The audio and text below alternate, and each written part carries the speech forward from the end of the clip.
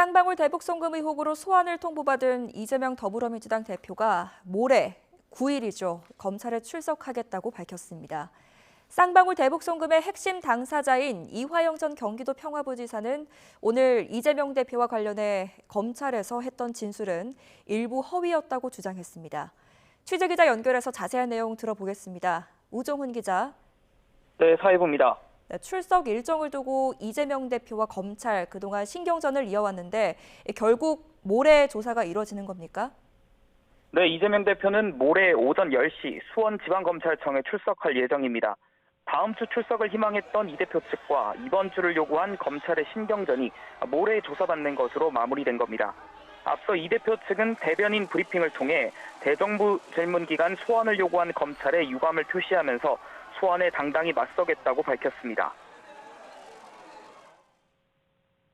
이 대표는 대정부 질문이 끝난 직후인 9일 토요일 검찰에 출석해 윤석열 정권의 무도한 소환에 당당히 맞설 것입니다. 네, 제3자 뇌물 혐의로 검찰에 입건된 이 대표는 이전 사례들에 비춰봤을 때 진술 거부권을 행사할 가능성이 큽니다. 그러나 검찰은 이 대표를 상대로 김성태 전 쌍방울 회장 등의 진술과 국정원 등을 압수수색해 확보한 증거를 토대로 압박할 것으로 예상됩니다.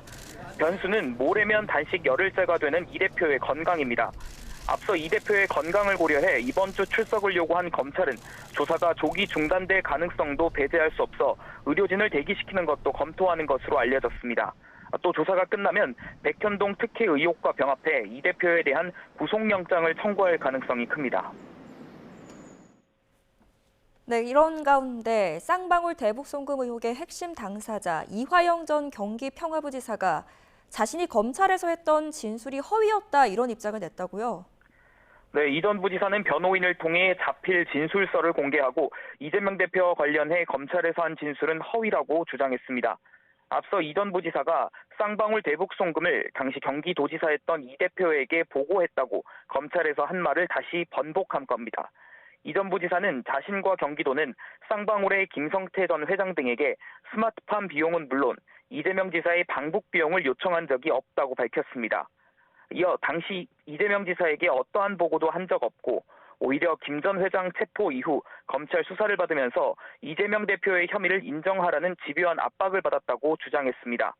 이에 대해 검찰도 입장을 내고 이 전 부지사는 앞서 배우자 등이 검찰 진술은 허위라고 주장할 때 본인이 직접 법정과 검찰에서 수차례 사실이라고 인정했다고 밝혔습니다.